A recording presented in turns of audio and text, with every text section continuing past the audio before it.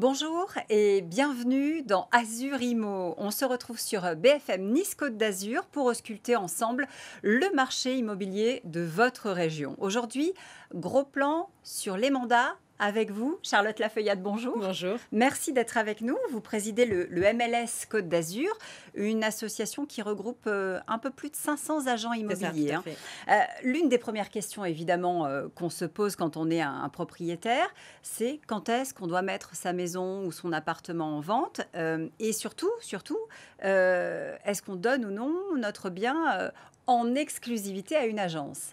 Alors, c'est vrai que le mot exclusivité fait peur à beaucoup de propriétaires. Et pourtant, sincèrement, le mandat exclusif, c'est vraiment le meilleur mandat qu'on puisse choisir pour vendre son appartement.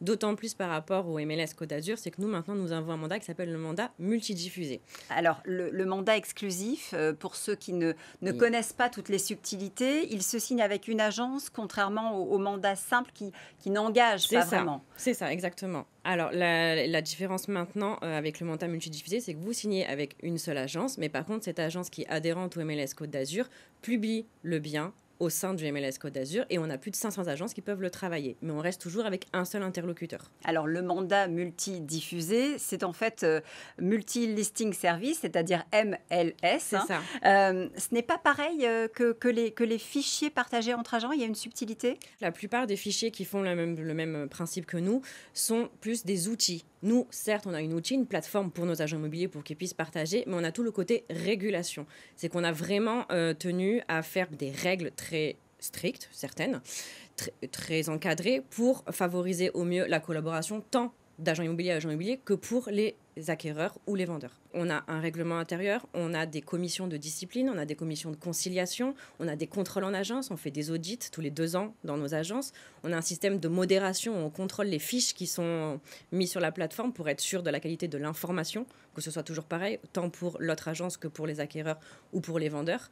Et vraiment, on met tout en œuvre pour que ce soit l'intérêt du client qui prime et pas l'intérêt du collaborateur ou de l'agence. Alors, le système vient des États-Unis, Oui. MLS.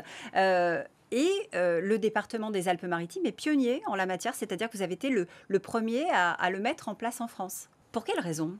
Pour quelle raison? La raison est toute simple, c'est que l'ancien président, qui était M. Jean-Laurent Lepeu, qui a créé le MLS, s'est posé la question un jour en disant « Je ne comprends pas pourquoi quand j'ai un acheteur qui vient chez moi, je ne peux pas lui proposer pratiquement toute l'offre des biens qu'il y a à la vente actuellement. » Et donc l'idée est venue de là, il s'est renseigné sur ce qui se faisait aux États-Unis. Alors c'est vrai qu'aux États-Unis, ils sont un peu plus en avance que nous parce qu'eux, ils sont vraiment pionniers dans le mandat exclusif et c'est pratiquement leur façon de faire tout le temps, alors que nous, on est encore un peu en décalage. Et donc, il a eu l'idée de monter. Ça s'est créé, ils n'étaient que 6 agences. Et aujourd'hui, on est plus de 500. Oui, 505, je crois, exactement, au moment où on se parle. Ce système, il a séduit ici, dans les Alpes-Maritimes, parce que ces dernières années, on était peut-être en tension, en difficulté pour arriver à trouver des biens ou... Alors, je pense que ça séduit en priorité vraiment les gros secteurs. Côte d'Azur, là, on vient d'ouvrir MLS France. Et l'un des premiers secteurs qui nous a rejoints, c'est Grand Paris. Donc, c'est vraiment des marchés qui sont soit tendus, soit des gros marchés. Je viens, par exemple, admettons, vendre mon appartement à Nice. C'est votre agence qui a le contrat. On se met d'accord sur un taux de rémunération et on se met d'accord aussi sur des délais. Et ensuite, c'est vous qui allez diffuser mon bien dans les agences partenaires? Oui, le propriétaire n'a rien à faire. Lui, il a vraiment qu'une seule agence, un seul interlocuteur. Et c'est l'agence qui a le mandat, qui gère la gestion des visites, qui lui fait les comptes rendus, la gestion des offres. Ça vous garantit aussi un taux de rémunération qui est discuté en amont avec les autres agences? Alors oui, c'est des règles qui sont déjà strictes et qu'on discute à l'entrée du mandat. De base, on est sur un partage de 50-50 et on vient de l'ouvrir depuis fin de l'année dernière sur 60-40 ou 40-60 en fonction de ce qu'on cherche. Ou si, par exemple, je prends un mandat sur Cannes-sur-Mer, c'est pas mon secteur, je préfère laisser 60% à l'agence qui va le prendre et moi prendre que 40%.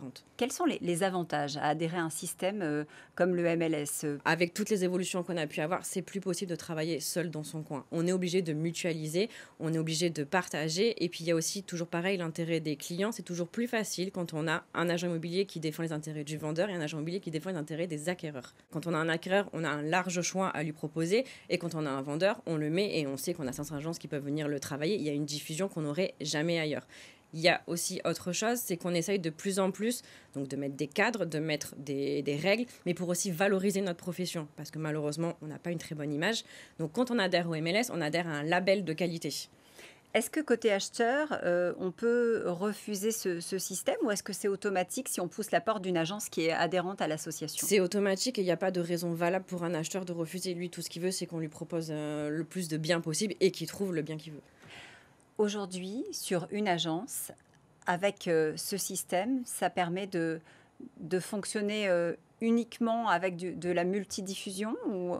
Alors, oui, il y en a qui le font, après pas que, mais pour vous donner un exemple, tous les agents commerciaux ou salariés qui ont travaillé dans des agences, qui montent leur propre agence, demandent de suite d'adhérer au MLS. Ils ne conçoivent pas de travailler sans le MLS. Ça fait une grosse part du chiffre d'affaires Oui. des agences Oui, je vais prendre dans le département. mon exemple personnel. Pour mon agence, l'année dernière, ça représentait 40% du chiffre. Je suis arrivée jusqu'à 60% du chiffre d'affaires. Vous parliez tout à l'heure du fondateur. Je crois que le réseau fête ses 20 ans Oui. cette année. Vous êtes la présidente aujourd'hui du MLS Côte d'Azur. Qu'est-ce que vous avez envie d'apporter justement de nouveau par rapport au marché qui est quand même assez compliqué? Oui, on est toujours sur un marché malheureusement compliqué, surtout en ce moment en pénurie de mandats. Mais justement, c'est l'avantage d'être au MLS actuellement, c'est qu'au lieu d'avoir nos 10 mandats proposés à l'acquéreur, ben, on en a quand même une bonne partie quand quelqu'un rentre chez nous. Alors, mon ambition, ce serait vraiment que le MLS soit reconnu comme un label de qualité au niveau national, pas que 06, qu'on continue à grossir et qu'on soit le représentant de la qualité et du professionnalisme des agents immobiliers. Merci Charlotte Merci à Lafeuillade. vous. Rendez-vous très vite sur BFM Nice Côte d'Azur pour un nouveau numéro d'Azur Immo.